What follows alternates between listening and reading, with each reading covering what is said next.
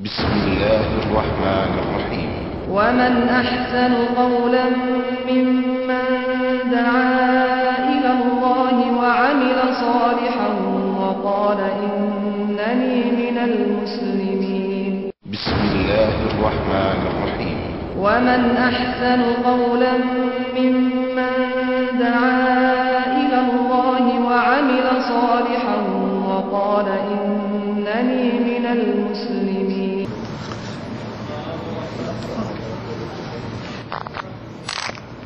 الحمد لله رب العالمين. الحمد لله الواحد الأحد الفرد الصمد الذي لم يلد ولم يولد ولم يكن له كفوا أحد، والصلاة والسلام على المبعوث رحمة للعالمين إمام المتقين وسيد الأولين والآخرين وعلى آله وصحبه أجمعين. أما بعد، إن الله جل وعلا أنزل كتابا عظيما هو القرآن، وشرع فيه شرائع عظيمة وسن فيه سننا عظيمة، وأمرنا في هذا الكتاب باتباع النبي صلى الله عليه وسلم. والله عز وجل لا يقبل عمل، أي عمل من الأعمال التي يعملها العبد، الله لا يقبلها إلا بشرطين: أولا أن يكون العمل خالصا لله، وما أمروا إلا ليعبدوا الله مخلصين له الدين حنفاء ويقيموا الصلاة ويؤتوا الزكاة وذلك دين القيمة. هذا الدين وذلك دين القيمة، أن يكون العمل خالصا لله. ثم بين الله أن هناك شرطا آخر،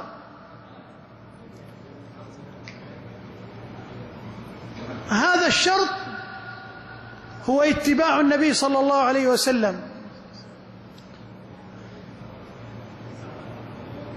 قال عز وجل: قل إن كنتم تحبون الله فاتبعوني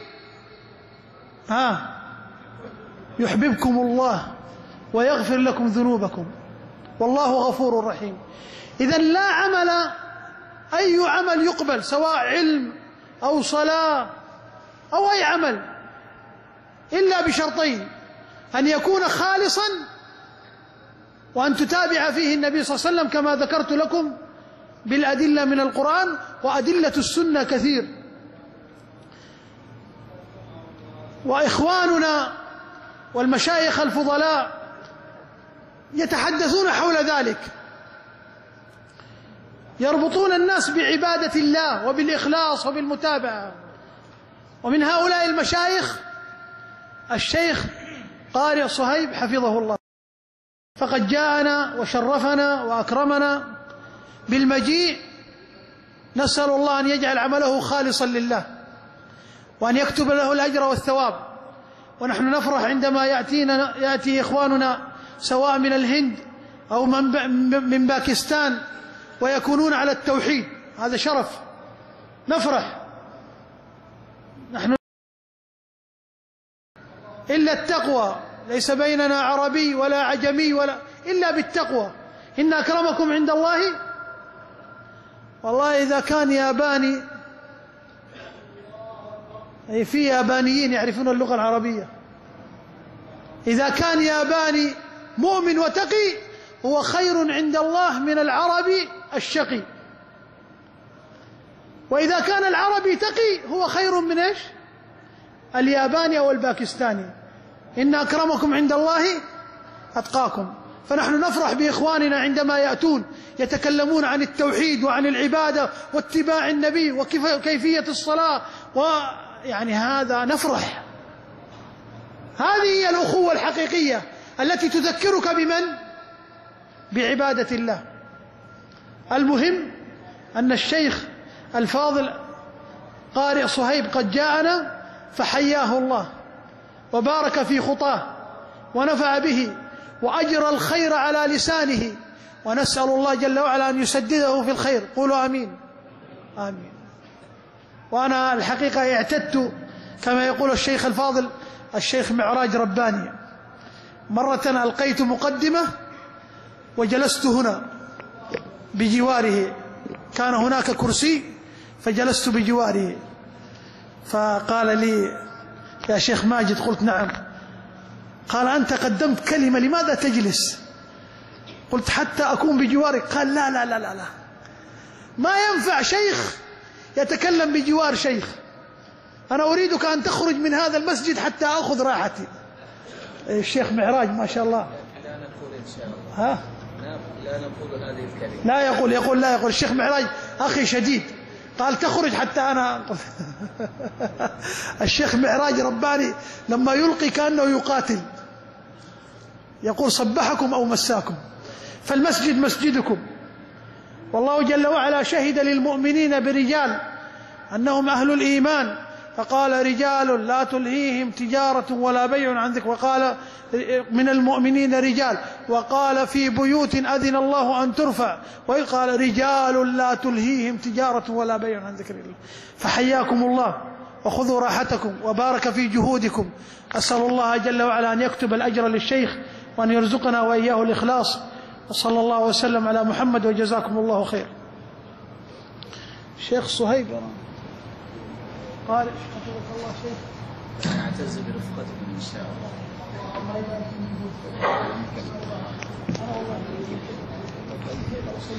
جزاک اللہ خیر.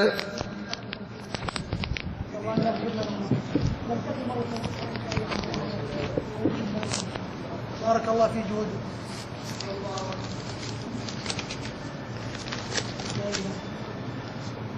الحمدللہ الصلاۃ والسلام علی رسول اللہ، اما بعد. آپ سبھی بھائیوں کو عید مبارک ہو. آج بتاریخ 3 شوال 1435 ہجری 29 جولائی 2014 کو 14 عیسوی. آپ سبھی لوگوں کا شکریہ ادا کرتا ہوں، آپ لوگوں نے اپنا قیمتی وقت نکال کر یہاں تشریف لائے. شیخ ماجد حفظ اللہ کا بھی شکریہ ادا کرتا ہوں جو اس مسجد میں پروگرام کرنے کی اجازت دیتے ہیں ہم لوگوں کو.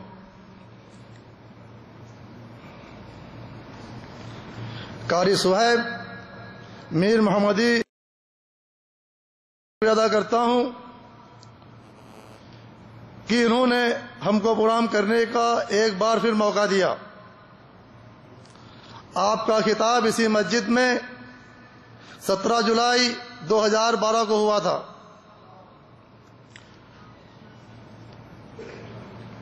پروگرام کی ترتیب اس طرح ہے، شیخ نعیم اللہ صاحب جو ہیں شیخ کا استقبال کریں گے، اور شیخ نے جو کلمات کہیں شیخ ماجد نے اس کا ترجمہ کریں گے. وقت بچا تو انشاءاللہ شیخ سے 15 منٹ سوال جواب ہوئیں گے، اور موضوع جو ہے وہ سسپینس میں ہے، سے کیا بیان کرتے مجھے نہیں معلوم.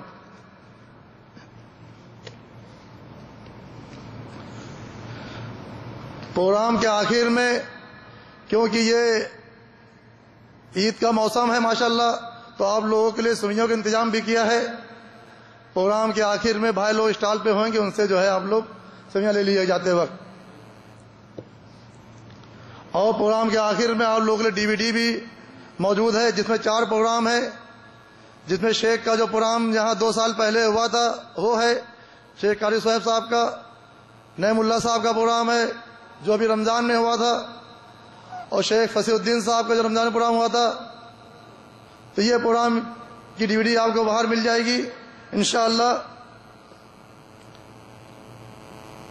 ان سبھی بھائیوں میں مشکور ہوں جو پروگرام کے لیے ہمارے ساتھ تعاون کرتے ہیں دھن من تن سے، اور وہ بھائی جو ہمارے ساتھ پروگرام کی شروعات سے لے کر آخر تک ساتھ دیتے ہیں. کوئی پروگرام بھی کوئی شخص اکیلے نہیں کر سکتا، اس کے لیے ٹیم کا ہونا بہت ضروری ہے، اور جب تک کہ ٹیم کام کرنے والی نہیں ہوگی کام نہیں ہو سکتا.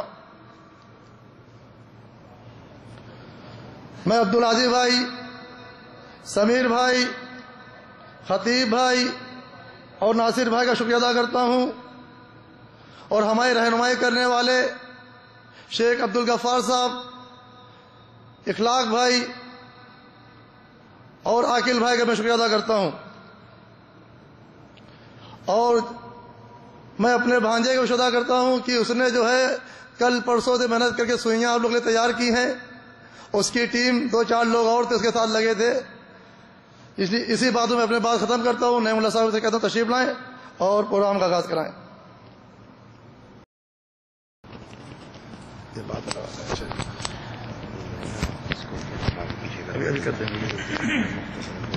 جی پکڑ لیں ہاتھ میں. السلام علیکم ورحمۃ اللہ وبرکاتہ. ان الحمد للہ والصلاة والسلام علی رسول اللہ، اما بعد.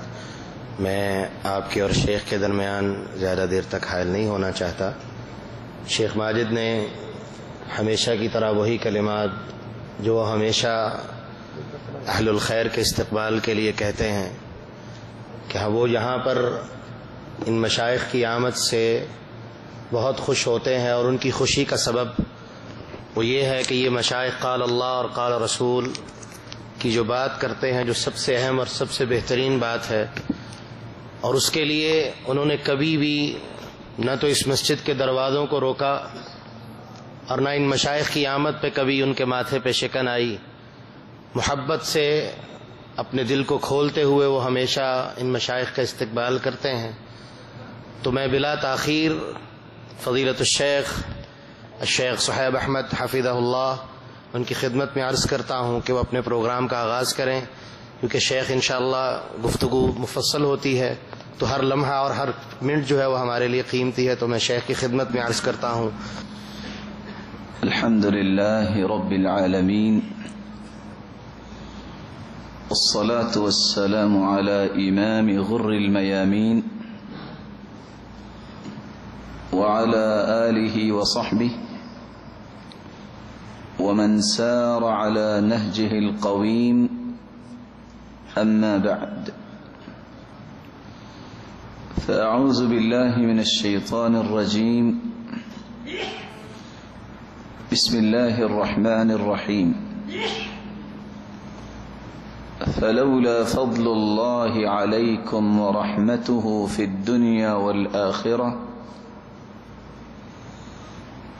لمسكم فيما أفضتم فيه عذاب عظيم. وقال عز من قائل: ولولا فضل الله عليكم ورحمته لكنتم من الخاسرين. لائق ست تکریم سامعین مکرم، اللہ رب العزت ہم سب کے خالق و مالک ہیں،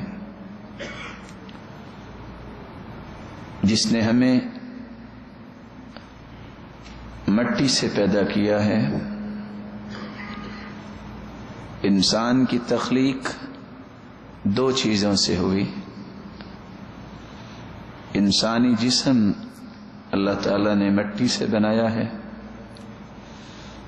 اور اس جسم کی نشو و نما کے لیے اس کی ضروریات اور غذا کا بندوبست بھی اللہ نے مٹی سے ہی کیا ہے. دوسری چیز، اس جسم کے اندر اللہ تعالیٰ نے روح کو داخل کیا ہے، اور روح چونکہ اللہ نے آسمانوں سے بھیجی ہے، اس روح کی نشو و نما کے لیے اس کی غذا کا بندوبست بھی اللہ نے آسمانوں سے ہی کیا ہے. جس طرح مٹی سے بنایا گیا یہ جسم، اگر اس کی غذا کا خیال نہ کیا جائے تو یہ جسم بیمار ہو جاتا ہے. اسی طرح اگر روح کی غذا کا خیال نہ کیا جائے، جو کہ کتاب و سنت اور وحی کی شکل میں ہے، تو روح بھی بیمار ہو جاتا ہے. اور یہ ایک حقیقت ہے جس پہ آپ بھی اتفاق کریں گے کہ جسم انسان کا جتنا بھی خوبصورت ہو، توانا ہو، طاقتور ہو، اگر روح کا رشتہ اس جسم سے توڑ دیا جائے تو اس جسم کی کوئی قیمت نہیں رہتی۔ تو اصل انسانی زندگی کی قیمت روح کے ساتھ ہے۔ اس لیے جتنے بھی انبیاء آئے وہ روحانی طبیب بن کے آئے، روح کی پرواز کو ہر وقت مینٹین رکھنے کے لیے تعلیمات دیتے رہے۔ اور یہ بھی ایک حقیقت ہے، کل شیء یرجع الی اصلہ، ہر چیز ایک نہ ایک دن اپنے اصل کی طرف پلٹ کے جائے گی۔ مٹی سے بنایا گیا یہ جسم ایک نہ ایک دن مٹی میں ہی واپس چلا جائے گا، اور آسمانوں سے آنے والی روح، اس کو واپس جانے کے لیے طاقت کی ضرورت ہے۔ اور طاقت اس کو کیسے ملے گی؟ جب قرآن و سنت کی روشنی میں انسان زندگی گزارتا ہے۔ اگر تو اس طاقت کو حاصل کیا گیا تو ہر آسمان پر اس کو خوش آمدید کہا جائے گا، وگرنہ جسم تو شاید مٹی کی پہلی تہ میں ہو، روح کو ساتوں زمینوں کے نیچے کا قیدی بنا دیا جائے گا۔ اللہ رب العزت ہمیں محفوظ فرمائے۔ آج کی ہماری اس گفتگو کا محور 3 نکات ہوں گے۔ رحمت کیا ہے، اور دوسرا نقطہ رحمت کہ ہم مستحق کیسے بن سکتے ہیں، اور تیسرا نقطہ کون سے ایسے اعمال ہیں کہ ہم اللہ کی رحمت کے مستحق نہیں بن سکیں گے، محروم کر دیے جائیں گے۔ رحمت اس کا مطلب ہے مہربانی کرنا، شفقت کرنا، معاف کرنا، مغفرت کرنا۔ اور امام جرجانی رحمت اللہ علیہ رحمت کی تعریف کرتے ہوئے فرماتے ہیں، الرحمت ہی ارادت ایصال الخیر۔ رحمت کا مطلب یہ ہے اللہ رب العزت اس پہ رحمت کا نزول فرماتے ہیں، اس کو خیر و برکت سے نوازنے کا ارادہ فرماتے ہیں۔ اور امام ابن القیم رحمت اللہ علیہ کہا کرتے تھے، الرحمت سبب واصل بین اللہ و بین عبادہ۔ رحمت ہی ایک ایسی نعمت ہے جو مخلوق کو خالق سے ملاتی ہے۔ وَبِهَا أَرْسَلَ إِلَيْهِمْ رُسُلًا وَأَنزَلَ عَلَيْهِمْ كُتُبًا۔ یہ رحمت الہی کا ہی ایک مظہر ہے کہ اللہ نے انسانیت کی رشد و ہدایت کے لیے انبیاء کو مبعوث کیا۔ یہ رحمت الہی کا ہی ایک نمونہ ہے کہ اللہ رب العزت نے انسانیت کی رشد و ہدایت کے لیے نوشتہ ہدایت قرآن مجید، تورات، انجیل اور زبور کی شکل میں نازل کیا۔ وَبِهَا رَزَقَهُمْ وَعَافَاهُمْ وَأَنْعَمَ عَلَيْهِمْ وَهَدَاهُمْ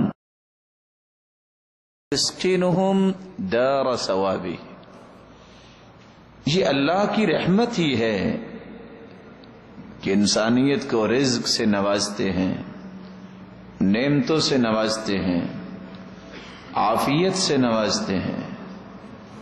اور یہ اللہ کی رحمت ہی ہوگی کہ کسی شخص کو اللہ جنت میں داخل فرمائیں گے، کیونکہ رسول اللہ صلی اللہ علیہ وسلم نے فرمایا تھا، لن يدخل احدكم الجنة بعمله، کوئی شخص اپنے عمل کی وجہ سے جنت میں نہیں جائے گا. قیل یا رسول اللہ صلی اللہ علیہ وسلم ولا انت، سوال کرنے والے نے سوال کیا سرتاج رسول صلی اللہ علیہ وسلم آپ بھی؟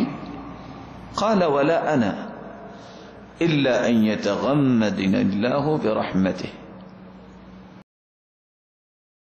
شامل حال نہ ہو تو میں بھی نہیں جا سکتا. قرآن مجید میں تلکم الجنت اورثتموها بما کنتم تعملون، تمہیں جنت ملے گی عمل کی وجہ سے. جنت اللہ کی رحمت کی وجہ سے ملے گی. اعمال تو رحمت باب ہیں، اور جتنے کسی کے اعمال زیادہ ہوں گے اتنا ہی جنت میں مقام اونچا ہوگا. رسول اللہ صلی اللہ علیہ وسلم پر قرآن نازل ہوا، اور قرآن رحمت کے معانی کو بیان کرتا ہے. ہم جب اللہ سے رحمت مانگتے ہیں تو ہمارا مقصود کیا ہوتا ہے؟ ہم اللہ سے اللہ کی محبت مانگتے ہیں. ارشاد ربانی ہے وَجَعَلْنَا فِي قُلُوبِ الَّذِينَ رَأْفَةً وَرَحْمَةً، جن کے دلوں میں اللہ کی نازل کردہ کتاب، اللہ کی محبت، اس کے پیغمبروں، اللہ رب العزت فرماتے ہیں ہم انہیں اپنی محبت سے نواز دیتے ہیں. تو جب انسان اللہ سے رحمت مانگتا ہے تو گویا مطالبہ کرتا ہے کہ اے اللہ مجھے اپنے محبوب لوگوں میں شامل فرما دیں. رحمت کا مطلب رزق انسانی بھی ہے. جب انسان کہتا ہے اے اللہ مجھے رحمت سے نواز دے، اس کا مطلب یہ بھی ہوتا ہے کہ مجھے حلال، طیب اور وافر رزق سے نواز دے. اللہ رب العزت قرآن مجید میں فرماتے ہیں قُلْ لَوْ أَنْتُمْ تَمْلِكُونَ خَزَائِنَ رَحْمَةِ رَبِّي إِذًا لَأَمْسَكْتُمْ خَشْيَةَ الْإِنفَاقِ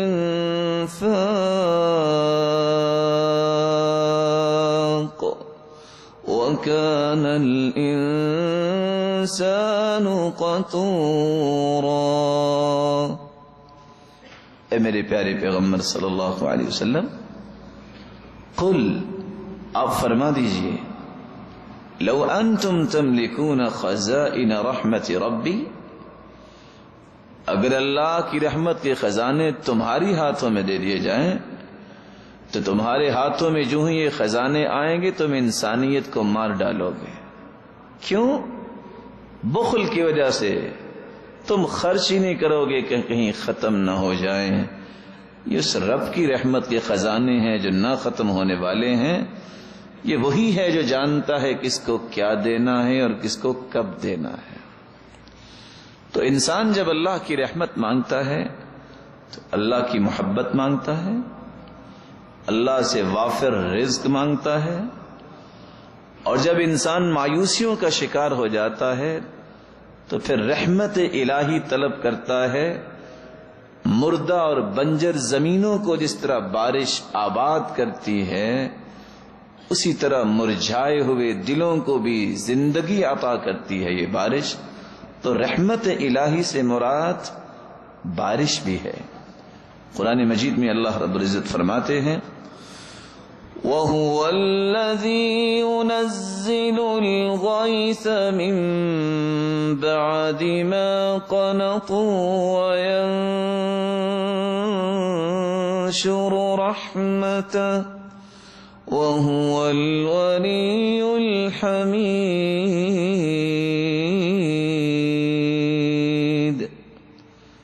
جب انسانیت مایوس ہو جاتی ہے تو کون ہے جن کو مایوسی سے نکال کر خوشی کی طرف لے آتا ہے؟ وہ اللہ کی ذات ہے۔ اللہ رب العزت ہمیں اپنے مقربین کی صف میں شامل فرمائے۔ رحمت کا چوتھا معنی یہ ہے، جب انسان رحمت طلب کرتا ہے تو اللہ رب العزت سے یہ مطالبہ کرتا ہے کہ میں کمزور انسان ہوں، اللہ تو مجھے دنیا کی آزمائشوں سے محفوظ فرما، میری کوئی طاقت نہیں ہے، تو ہی آزمائشوں سے بچانے والا ہے۔ ارشاد ربانی ہے، قل افرأيتم ما تدعون من دون الله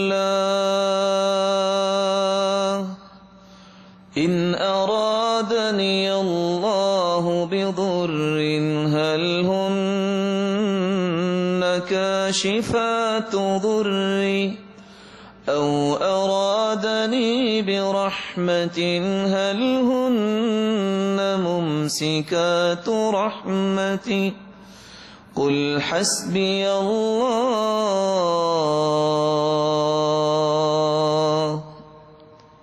اے میرے پیارے پیغمبر صلی اللہ علیہ وسلم، قل، آپ ان لوگوں سے فرما دیجئے، افرأیتم ما تدعون من دون اللہ، ایک بات تو بتاؤ، اللہ کے علاوہ جن کو تم پکارتے ہو، ان ارادنی اللہ بضر هل ہن کاشفات ضر، اگر اللہ کا یہ فیصلہ ہو جائے کہ مجھے کوئی دکھ پہنچنا ہے تو یہ سارے مل کے اس دکھ کو دور کر سکتے ہیں؟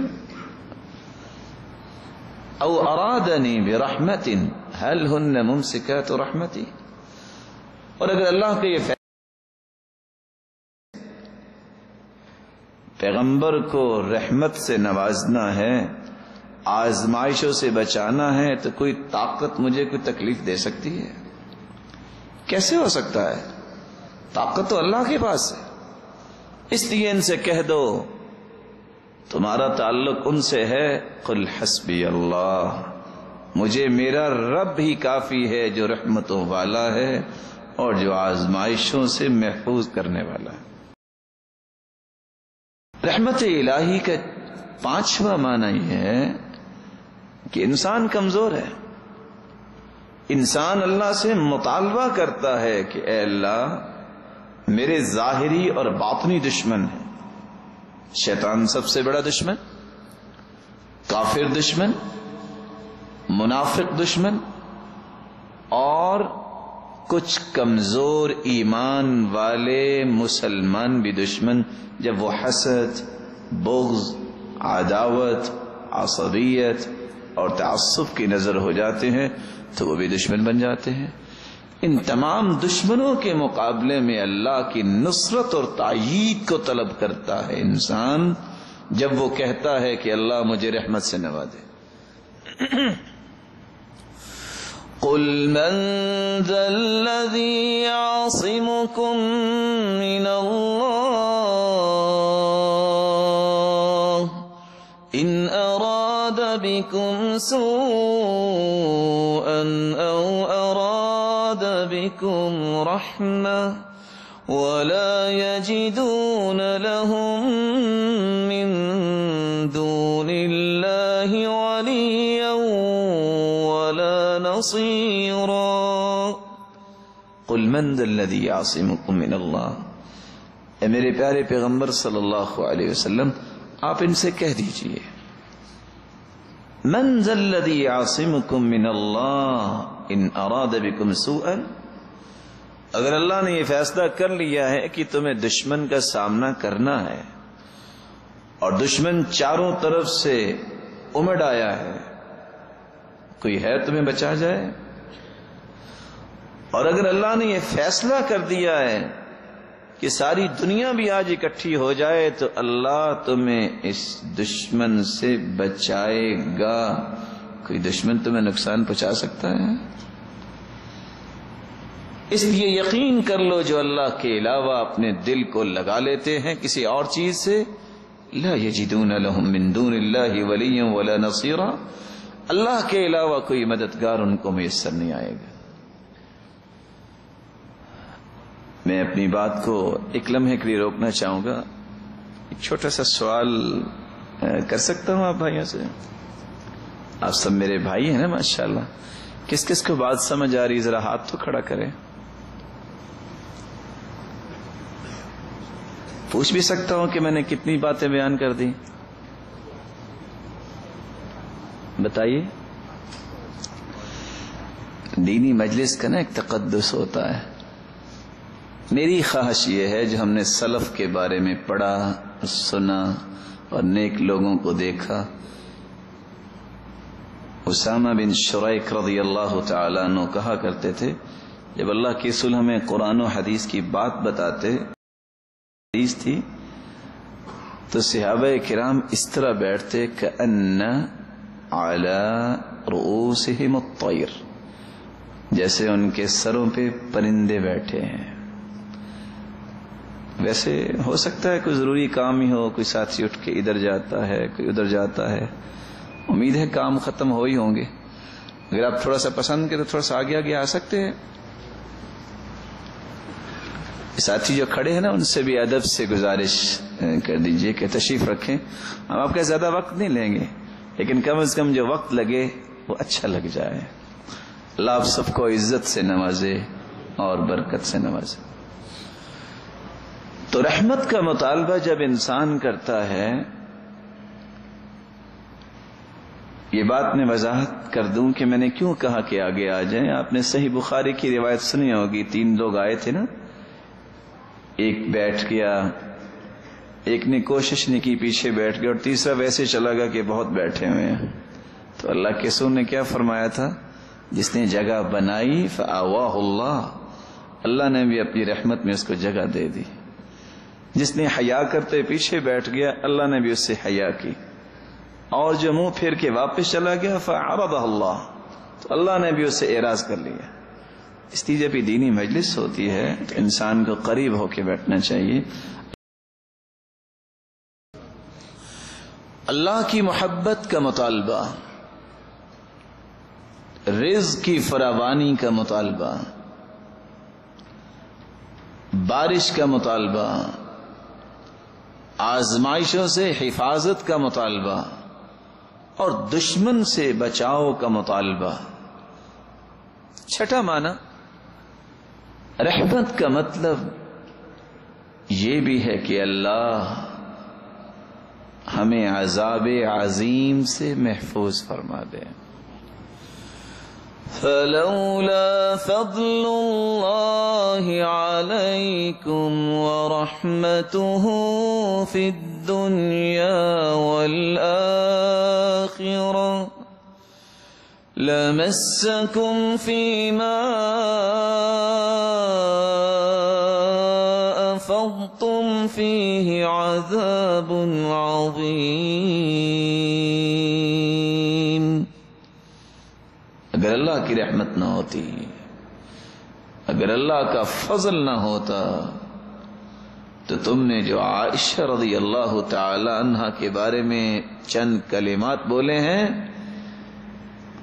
دنیا اور آخرت میں یہ اللہ کی رحمت کا نتیجہ ہے کہ اللہ نے بچا لیا ہے، وگرنہ تم اللہ کے بہت بڑے عذاب میں پھنس جاتے۔ تو عذاب عظیم، اس سے بچاؤ کا مطالبہ کرتا ہے انسان جب رحمت مانگتا ہے۔ رحمت کا 7واں معنی، انسان جب رحمت مانگتا ہے تو یہ التجا کرتا ہے، اے اللہ تیری جنت بھی تو تیری رحمت ہے، یہ رحمت مجھے عطا کر دے۔ ان رحمت اللہ قریب من المحسنین، اللہ کی جنت احسان کرنے والوں کے بہت قریب ہے۔ رحمت جس کے معنی آپ نے سنے، احسان کرنے والوں کو اللہ نے یہ نوید سنائی ہے کہ جنت بڑی ہی قریب ہے۔ احسان کے 3 معنی ہیں۔ الاحسان الی نفسہ، یہ بھی احسان ہے کہ انسان اپنے آپ کو گناہوں سے دور رکھے، اپنے ساتھ احسان کرے۔ لقمان حکیم جب فوت ہونے لگے نا تو بیٹے نے کہا ابا جان سارا علم ساتھ ہی لے جانا ہے، مجھے کچھ نہیں بتانا؟ کہا بیٹا پھر لکھ لو۔ جی ابا جان لکھوائیں۔ بیٹا پہلی بات یہ ہے کہ گناہ اتنے کرنا جتنی سزا سہنے کی تیرے اندر طاقت ہے۔ دوسری بات، ویسے اگر جی چاہے نا تو گناہ کر لینا، لیکن وہاں جا کے کرنا جہاں اللہ نہ دیکھتا ہو، اور اگر مزید خواہش پیدا ہو جائے کہ گناہ کرنا ہی کرنا ہے تو پھر وہاں کرنا جو اللہ کی زمین نہ ہو، کسی اور جگہ جا کے کر لینا۔ کوئی ایسی جگہ ہے؟ قرآن مجید میں اللہ فرماتے ہیں نا یا معشر الجن والانس ان استطعتم ان تنفذوا من اقطار السماوات والارض فانفذوا لا تنفذون الا بسلطان فبأي آلاء ربكما تكذبان۔ انسانوں، جنوں، اگر تمہاری طاقت ہے تو زمین و آسمان سے باہر نکل جاؤ۔ کوئی نکل سکتا ہے؟ کہاں جائے گا؟ پوری کائنات کا بادشاہ کون ہے؟ هو اللہ۔ اس لیے لقمان حکیم کیا کہہ رہا ہے؟ گناہ کی اگر خواہش پیدا ہو جائے تو وہاں کرنا جہاں اللہ نہ دیکھتا ہو۔ آج کل کی نوجوان نسل سمجھتی ہے کہ دروازہ بند کیا ہے، لاک لگا لیا، کون دیکھتا ہے؟ کون دیکھتا ہے؟ علیم بذات الصدور۔ یہ تو تم کچھ کر رہے ہو، کچھ دیکھ رہے ہو تو اللہ تمہیں دیکھتا ہے، تمہارے دلوں میں اٹھنے والے جذبات سے بھی واقف ہے تو کون ہے؟ اللہ ہے۔ اور میں اس بات کو سمجھانے کے لیے ایک چھوٹی سی آیت ہے، اتنی مبارک آیت ہے، وہ پیش کرنے سے پہلے ایک چھوٹا سا سوال کروں گا تاکہ بات سمجھ آ جائے کہ ہم کہاں کھڑے ہیں۔ آپ میں سے کس کس کے گھر میں درخت ہے؟ پریشانی ہو نا، میں کچھ نہیں کہوں گا آپ کو۔ کوئی بتا سکتا ہے کہ اس کے گھر میں جو درخت ہے اس پہ پتے کتنے ہیں؟ بولے؟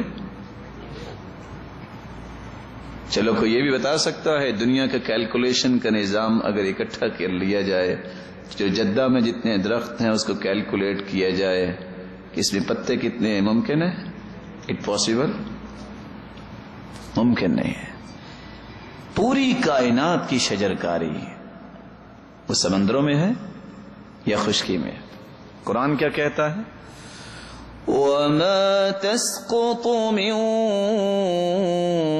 وَرَقَةٍ إِلَّا يَعْلَمُهَا۔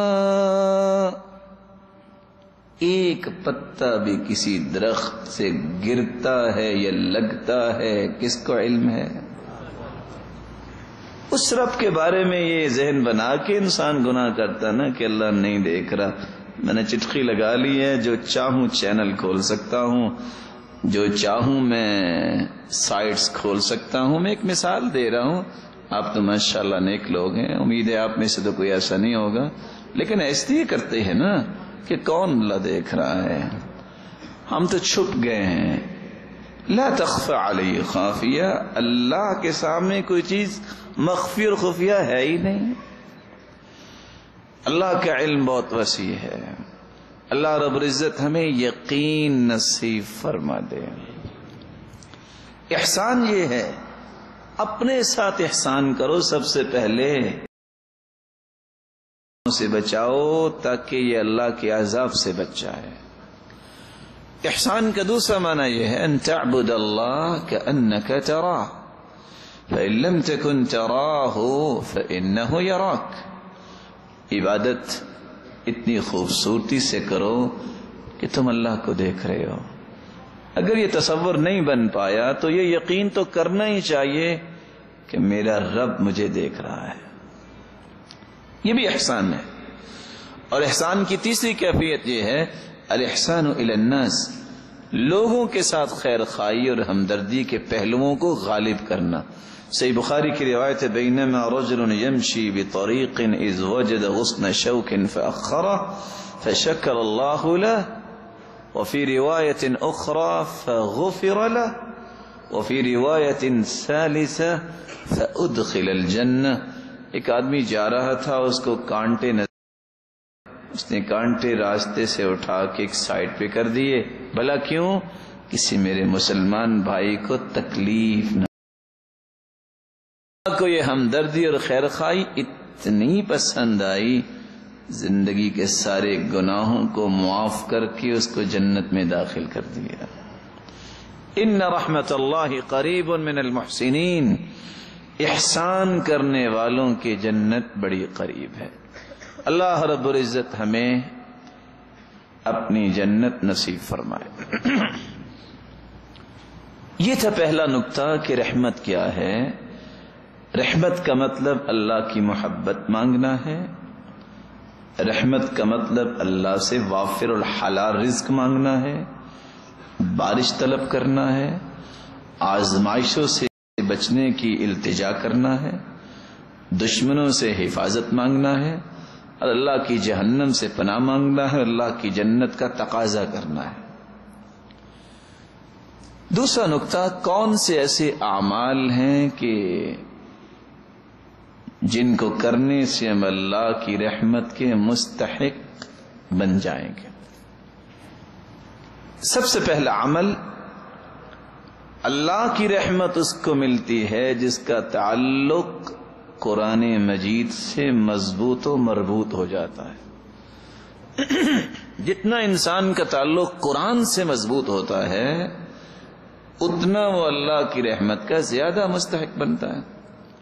ارشاد ربانی ہے وَنُنَزِّلُ مِنَ الْقُرْآنِ مَا هُوَ شِفَاءٌ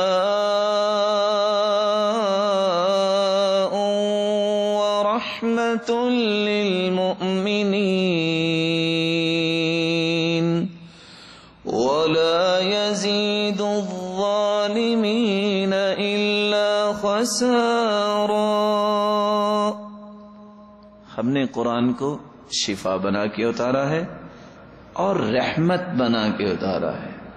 کوئی رحمت کا متلاشی ہے اس قرآن سے تعلق جوڑے۔ کیسا تعلق؟ جیسا صحابہ کرام کا تعلق تھا۔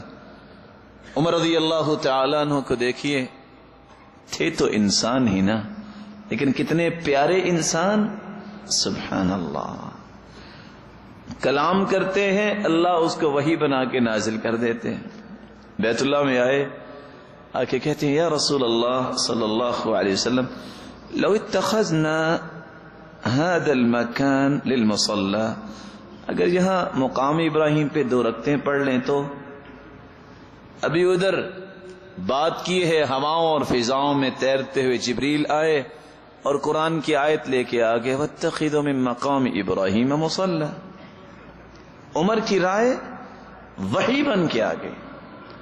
اللہ کے رسول صلی اللہ علیہ وسلم کے پاس تشریف لائے، کہتے یا رسول اللہ صلی اللہ علیہ وسلم دخل علیک البر والفاجر ولو امر بالحجاب، آپ کے پاس نیک لوگ بھی آتے ہیں، برے لوگ بھی آتے ہیں، اگر آپ مومنوں کی ماؤں کو پردے کا حکم دے دیں تو۔ لیکن اللہ کے رسول تو اس وقت تک کوئی حکم نہیں دے سکتے تھے جب تک اللہ کا حکم نہ ہو۔ ابھی یہ بات ہوئی، ادھر سے جبریل امین آئے اور پردے کی آیات نازل ہو گئی۔ سبب کیا ہے؟ حالانکہ ہمارا یہ ایمان ہے اس کائنات میں سب سے اعلیٰ ابو عنہ ہے. حدیث کے الفاظ ہے ارحم امتی بامتی ابو بکر، میری امت میں سب سے رحیم دل کون ہے؟ ابو بکر.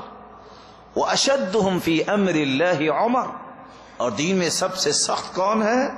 عمر. واصدقہم حیاء عثمان، اور سب سے زیادہ حیا والے کون ہیں؟ عثمان. واقضاہم علی، اور فیصلے کی صلاحیت اللہ نے کس کو دے رکھی ہے؟ علی رضی اللہ تعالی عنہ. واقرأہم ابی بن کعب، اور سب سے بڑے قاری کون ہیں؟ ابی بن کعب. وافرضہم زید بن ثابت، اور فرائض اور وراثت کے متعلق گہرائیاں جاننے والے سب سے زیادہ صحابی کون ہیں؟ زید بن ثابت. وأعلمهم بالحلال والحرام معاذ بن جبل، اور حلال و حرام کے کن کو حاصل ہے؟ معاذ بن جبل رضی اللہ تعالی عنہ. ولكل أمة أمين، وأمين هذه الأمة ابو عبیدہ ابن الجراح رضی اللہ تعالی عنہ. ہر امت کے امانت دار ہوتے ہیں، لیکن میری امت کا امین ابو عبیدہ بن جراح ہے. عمر رضی اللہ تعالیٰ عنہ سے کسی نے سوال کیا کہ آپ کی خواہش کیا ہے؟ انہوں نے ابو عبیدہ کی طرف اشارہ کیا، اس طرح کے لوگوں کا ایک کمرہ بھرا ہوا ہو، بس میری یہ خواہش ہے. کیا مطلب؟ کہ اس طرح کے امانت داروں کا اگر کمرہ بھرا ہو، باقی بچا کا ہے، پوری دنیا تو ان کے قدموں میں لا رکھ دے گا امانت داری کی وجہ سے. عمر رضی اللہ تعالیٰ عنہ کی رائے قرآن کیوں بنتی؟ عبداللہ ابن عمر رضی اللہ تعالیٰ عنہ اس کی حقیقت کھول رہے ہیں. کان اذا دخل البیت نشر المصحف قرأ فیہ. عمر جب گھر میں آتے تو سب سے پہلے قرآن کھول کے بیٹھ جاتے، جب تک قرآن سے سیر نہ ہو جاتے کوئی اور کام نہ کرتے. ہر نئے دن کا آغاز قرآن مجید کی تلاوت سے. آج میں اور آپ اللہ کی رحمتوں سے دور کیوں ہوتے ہیں؟ ہر نئے دن ہم کوشش کرتے ہیں اخبار میرے ہاتھ میں آ جائے. یہ تو رات انسانوں نے لکھی ہے جس کو وحی سمجھ کے انسان پابندی کرتا ہے. اللہ کی وحی کو پڑھو جس میں اللہ نے ہدایت رکھی ہے. یہ تو چند انسانوں کی بنائی ہوئی باتیں ہیں، نہ جانے کتنا سچ ہے، اور ہو سکتا ہے اس میں جھوٹ بھی ہو، لیکن بھلا اللہ کی کلام میں بھی کوئی ایسی بات ہو سکتی ہے؟ اللہ کی کلام تو تمت کلمت ربک صدقا وعدلا، صداقت و عدالت کا معیار جہاں ختم ہو جاتا ہے وہاں قرآن مجید کا معیار شروع ہوتا ہے. اس لیے اللہ کی رحمت کا مستحق بننا چاہتے ہو، سب سے پہلا کام قرآن سے اپنا تعلق مضبوط بنائیے. اور کتنا مبارک مہینہ تھا، ایک ریفریشر کورس اللہ نے کروایا ہے مسلمانوں کو قرآن کی تلاوت کا، اس کی فہم کا، اور اس کے سمجھنے سمجھانے کا. یہ پورے سال چلنا چاہیے. اور کیسا کورس؟ کس طرح امام احمد بن حنبل رحمت اللہ علیہ، نام تو آپ نے سنا ہوگا، اور امام شافعی رحمت اللہ علیہ یہ بھی نام سنا ہوگا. یہ دونوں استاد شاگرد تھے. امام شافعی استاد ہیں اور امام احمد بن حنبل شاگرد ہیں. اور یہاں میں رک کے یہ بتا دوں کہ آج کل کے اساتذہ اور شاگردوں کی طرح نہیں. امام احمد بن حنبل ایک مرتبہ بیمار ہو گئے. امام شافعی ان کی بیماری کی خبر سن کے بیمار ہو گئے. کسی نے پوچھا یہ کیا؟ کہتے اصل میں اللہ نے اس بندے کو، اس بچے کو اتنا نور دیا ہے، میں دعا کرتا ہوں شاید اتنا دین کا کام میں نہ کر سکوں جتنا یہ کرے گا. جب امام احمد بن حنبل کو یہ پتا چلا کہ میرے استاد پریشان ہو گئے ہیں میری بیماری کا سن کے، اٹھے اور ان کے پاس گیا اور ان کو دیکھ کے امام شافعی رحمت اللہ علیہ بھی کھڑے ہو گئے. اتنا احترام تھا ان لوگوں میں. اور وہ لوگ تو جب کسی استاد کے پاس پڑھنے جاتے، ہم تو کہتے نا یہ دیکھا ہے کتنا استاد ہے اور کیا پڑھا ہے، مجھ سے کچھ زیادہ پڑھا ہے. ہوتا شاگرد اور کہتا مجھ سے کچھ زیادہ پڑھا ہے.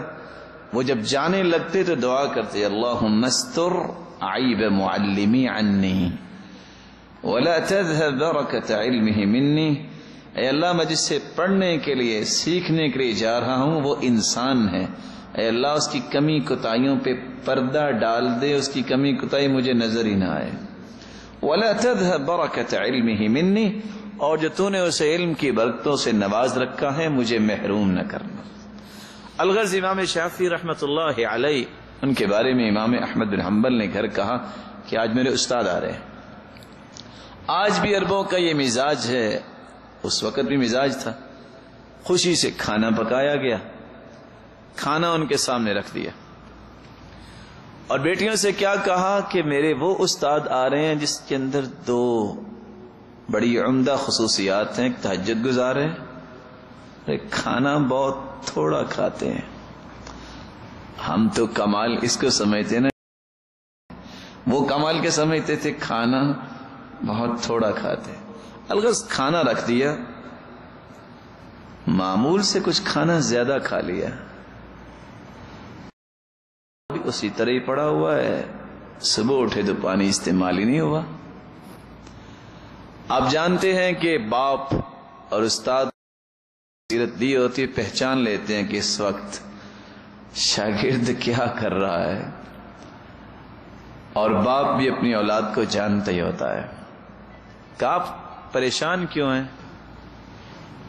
کہا میں نے اپنے گھر میں یہ کہا تھا لیکن جاننا چاہتا ہوں کھانے کے بارے میں اور پانی کے بارے میں. تو استاد محترم کہنے لگے اتنا بتاؤ یہ کھانا کس نے پکایا ہے؟ کہا میری بیٹی نے پکایا. کہا وہ حافظ قرآن تو نہیں ہے؟ کہا جی اس کا تو معمول ہی یہ ہے کہ ادھر کھانا پکانا شروع کرتی ہے، ادھر قرآن کی تلاوت بھی شروع کر دیتی ہے. کھانا بھی پک جاتا ہے اور 5 پارے منزل بھی مکمل ہو جاتی ہے. کہا یہی وجہ ہے، ایک لقمہ لیتا تھا اتنی لذت آتی، میں نے کہتا چلو ایک اور لقمہ لے لیتا ہوں، اس میں اس سے بھی زیادہ لذت. اسی طرح ہی میں نے اتنا کھانا کھا لیا. پھر اللہ نے اس کھانے میں برکت کتنی ڈالی. یا ابا عمیر ما فعل النغیر، اس حدیث کو میں نے سامنے رکھا اور میں نے 90 مسائل اخذ کیے، اور اسی وضو سے تہجد پڑھی اور اسی وضو سے میں نے صبح کی نماز پڑھی ہے. برکت تو آئے گی قرآن سے تعلق جوڑنے سے.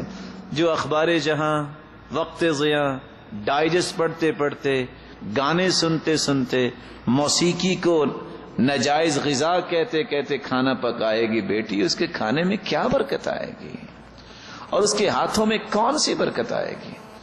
اللہ کی رحمت اگر لینا چاہتے ہو اس قرآن سے تعلق جوڑو. اس قرآن سے تعلق کیا ہے؟ ہر نئے دن کا آغاز سب سے پہلے اللہ کی کلام سے ہو. میں نے اتنا حصہ قرآن کا پڑھنا ہے اور پڑھنا ہے، اور صرف پڑھنا نہیں سمجھنا ہے.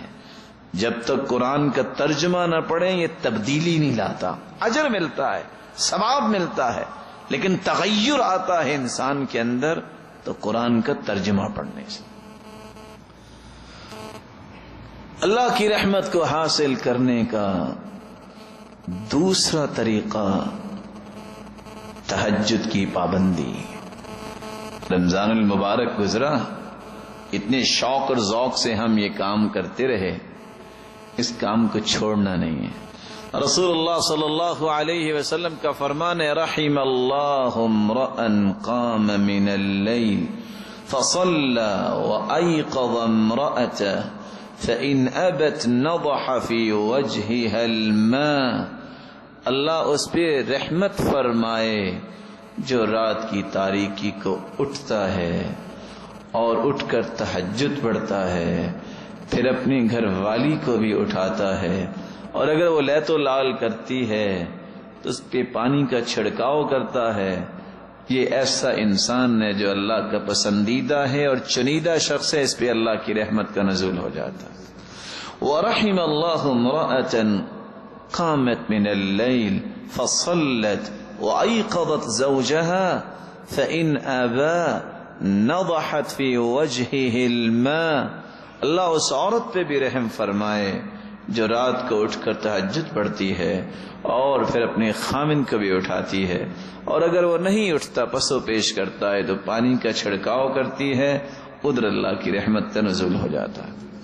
رسول اللہ صلی اللہ علیہ وسلم ایک رات گھر میں ہی تہجد پڑھ رہے تھے، مسجد سے آواز آئی قرآن مجید کی۔ آپ نے سوال کیا عائشہ رضی اللہ تعالیٰ عنہ سے، یا عائشہ اصوت عباد هذا، یہ عباد کی آواز ہے؟ قالت نعم، لگتا ہے عباد صحابی پڑھ رہے ہیں۔ آپ نے وہیں رات کی تاریکی میں ہاتھ اٹھائے، رات کا وہ حصہ جب اللہ رب العزت آسمان دنیا پہ تشریف لاتے ہیں، کما یلیق بعظمتہ و جیسے اس کی شان کو لائق ہے، دعا کیا کہ اللہم ارحم عبادا، اے اللہ اپنے اس بندے عباد پہ رحمت کی برکھا برسا دے۔ رسول اللہ صلی اللہ علیہ وسلم کا طریقہ تھا کہ آپ صبح کی نماز پڑھ کے فارغ ہوتے تو صحابہ سے مخاطب ہوتے، من رأى منکم الرؤیا فلیقصها، کسی نے خواب دیکھی ہے تو بتاؤ میں اس کی تعبیر کرتا ہوں۔ عبداللہ ابن عمر رضی اللہ تعالی عنہ، ان کی بڑی خواہش تھی کہ یا اللہ مجھے بھی خواب آئے، میں بھی اللہ کے رسول کو بتاؤں تاکہ تعبیر کریں۔ اب خواب مرضی سے تو نہیں آتی۔ الغرض خواب کی 3 قسمیں ہیں، الرؤیا الصالحہ من اللہ، نیک خواب اللہ کی طرف سے ہوتے ہیں، والرؤیا السوء من الشیطان، اور بری خواب شیطان کی طرف۔ تیسرے انسان کے تخیلات ہی رات کو عود کر آتے ہیں، اضغاث و احلام جو ہیں۔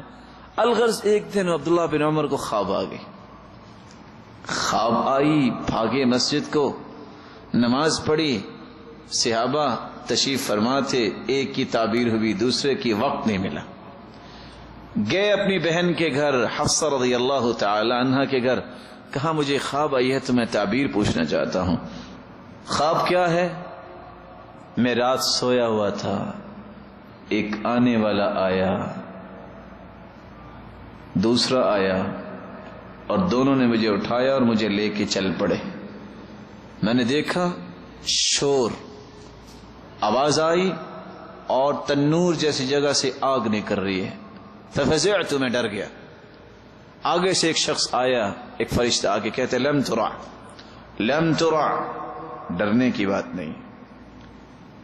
رسول اللہ صلی اللہ علیہ وسلم نے اس خواب کی تعبیر کیا کی 4 کلمات سے، نعم الرجل عبد اللہ لو كان يصلي من اللیل۔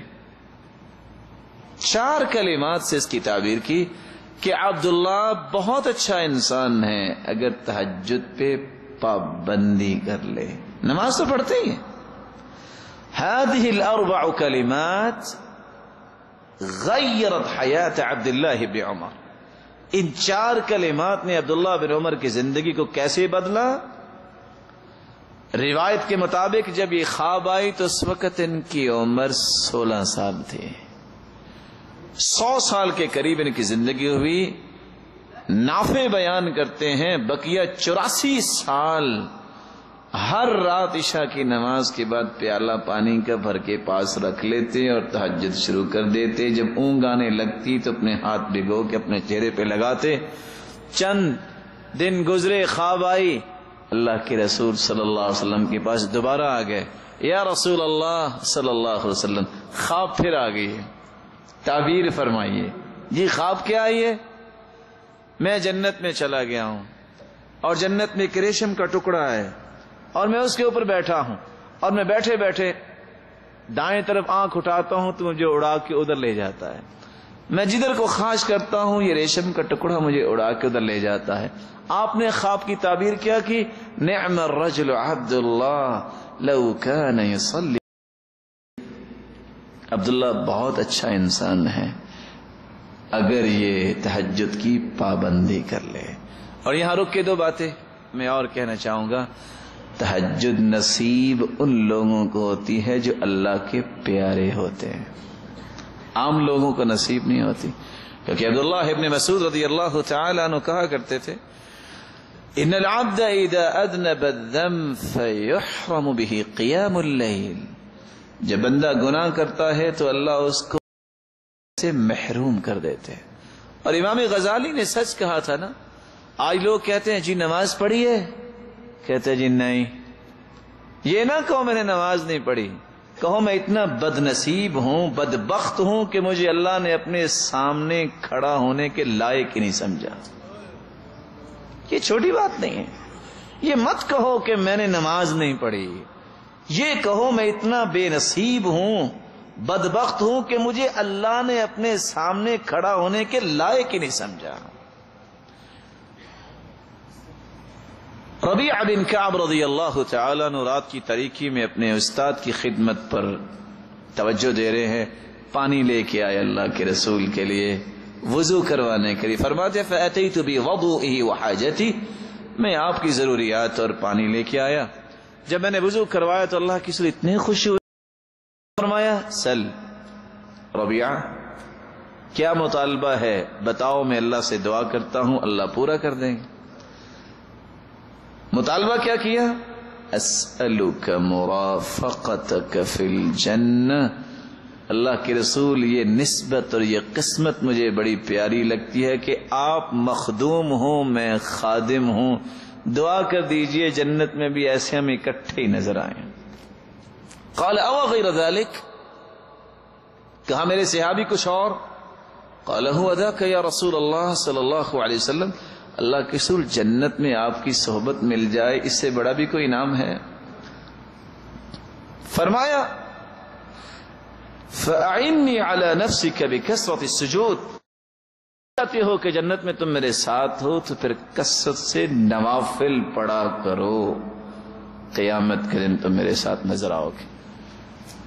اب اس حدیث پہ تھوڑا سا غور کیجئے. آج کا استاد اگر شاگرد کو کہے مانگو کیا مانگتے ہو، کتنی لمبی لسٹ پیش کرے گا. یہ الگ بات ہے وہ دے یا نہ دے. اور دوسری بات، یہاں نوافل کی بات ہو رہی ہے. اتنے ایسے ماشاءاللہ اصحاب عقل و دانش بیٹھے ہوں گے کہ جنہوں نے رمضان میں بھی سنتے چھوڑی ہوں گی، اور میری بات سننے والے کتنے ایسے ہوں گے جنہیں رمضان میں تراویح بھی چھوڑی ہوگی. رسول اللہ صلی اللہ علیہ وسلم نے کتنی خوبصورت بات بتائی. 5 مرلے کے پلاٹ کے لیے پوری زندگی وقف کرتا ہے انسان، میرا مکان بن جائے. یہاں اللہ کے رسول فرماتے من صلی 12 رکعہ فی یوم ولیلہ بنی لہ بیت فی الجنہ. 12 رکعتیں جو دن اور رات 24 گھنٹے میں پڑھ لیتا ہے، 4 قبل الظہر ورکعتین بعدها ورکعتین بعد المغرب ورکعتین بعد العشاء ورکعتین قبل صلاة الفجر، 4 ظہر سے پہلے، 2 ظہر کے بعد، 2 مغرب کے بعد، 2 عشاء کے بعد، 2 فجر سے پہلے. یہ 12 رکعتیں جو پڑھ لے اللہ رب العزت اس کا جنت میں گھر بنا دیتے ہیں. یہ گھر نہیں جو دنیا میں ہے. وہاں تو ایک چھوٹے سے چھوٹا خیمہ جو ہے وہ کتنا ہوگا؟ عرضها 60 میلا، 60 میل تو اس خیمے کی چوڑائی ہوگی، اور مٹی کا نہیں بنے گا. ان فی الجنت لخیمۃ مجوفۃ من لؤلؤ، موتی کے اندر خیمہ ہوگا جس کی چوڑائی 60 میل ہوگی. یہاں سے بہرہ کتنا ہے جی؟ کوئی ہے اتنا انسان جس کے 60 میل لمبائی کا مالک ہو؟ ایسا خیمہ کبھی کسی نے دیکھا ہے؟ لیکن ہر روز انسان اللہ کی جنت میں گھر بنا سکتا ہے. لیکن اس سے بڑی بدقسمتی کیا ہے کہ رمضان کے مہینے میں بھی انسان کو یہ نصیب نہ ہو. رمضان کے مہینے میں بھی انسان اس پہ توجہ نہ دے. انسان پھل جب پکا ہوا ہو پھر بھی نہ کھائے. اس سے بڑی محرومی کوئی نہیں ہے، اس سے بڑی بدبختی کوئی نہیں ہے. اللہ رب العزت ہمیں محفوظ فرمائے اور ہمیں توفیق سے نوازے کہ ہم اللہ رب العزت کے انعامات کے مستحق بننے والے بن جائیں. رسول اللہ صلی اللہ علیہ وسلم نے تیسرا طریقہ بیان کیا ہے اللہ کی رحمت کو حاصل کرنے کا. انسان اپنے اندر نرمی پیدا کرے. رحم اللہ رجلا سمحا اذا باع، سمحا اذا اشترى، سمحا اذا قضى، سمحا اذا اقتضى. اللہ کی رحمت ہوگی اس پہ جو خریدتا ہے کوئی چیز تو نرمی کے ساتھ. کیسے؟ السلام علیکم ورحمۃ اللہ وبرکاتہ، میرے محترم مجھے یہ چیز چاہیے، نرمی، یہ نہیں اوے تیرے پاس ہے یہ دے دے گا وہ، اور بیچتا بھی ہے تو نرمی سے، مرحبا السلام علیکم آئیے تشریف لائیے، اگر آپ کو کوئی چیز پسند ہے تو لیجئے، وگرنہ اللہ آپ کے لیے کسی اور جگہ سے اچھا بندوبست فرما دے۔ اس کو ملے نہ ملے دوبارہ ضرور آئے گا، اور اگر یہ کہ اوے کی لانا تو دوبارہ آئے گا، رحمت بھی نہیں ملے گی اور وہ بھی دوبارہ نہیں آئے گا۔ سمحن اذا قضا سمحن اذا اقتضا، معاملات تو دنیا میں بنتی ہوتی ہے، کسی سے لینا ہے یا دینا ہے، لینا بھی ہے السلام علیکم یہ مجھے اس وقت ضرورت ہے، اگر آپ مہربانی فرمائیں تو یہ امانت مجھے واپس کر دیں، نرمی کے ساتھ۔ ابو الیسر کا قصہ آپ نے سنا ہوگا، وہ جب ایک شخص، ان کا کام یہ تھا وہ قرض دیا کرتے تھے، اور حدیث کے الفاظ یہ ہیں صدقہ اس کا 10 گنے اجر ملتا ہے، اور اگر کوئی قرض دیتا ہے تو اس کا 18 گنے اجر ملتا ہے۔ یہ ایک الگ بات ہے کہ آج کل یہ دور ختم ہے، کیونکہ جو قرض دیتا ہے وہ کہتا ہے آئندہ نہیں دوں گا کیونکہ ملتا نہیں ہے، یہی وجہ ہے نا۔ ابو الیسر شخص نے چھلانگ لگائی اور چارپائی کے نیچے چھپ گیا، بیٹے کو بلایا، ابو کہاں ہیں؟ بچے بھی معصوم ہوتے ہیں، بعض بچے سیدھے ہی آ کے کہہ دیتے ہیں، ابو کہتے ہیں وہ گھر میں نہیں ہیں، بچوں کو کیا پتا، کہا اس کو جا کے کہو میں تمہیں کچھ نہیں کہوں گا، میری بات سنو۔ کہا تم نے کیوں نہیں قرض؟ کہا سنو اللہ کے رسول صلی اللہ علیہ وسلم نے فرمایا تھا من محا عن غریم او عفا عن اثبت اللہ قدم یوم تزل الاقدام، جو قرض معاف کر دے، کسی کا قرض اتار دے، اس دن اس پوری دنیا کے قدم اکھڑ رہے ہوں گے، اللہ اس کے قدم جنت میں جما دے گا۔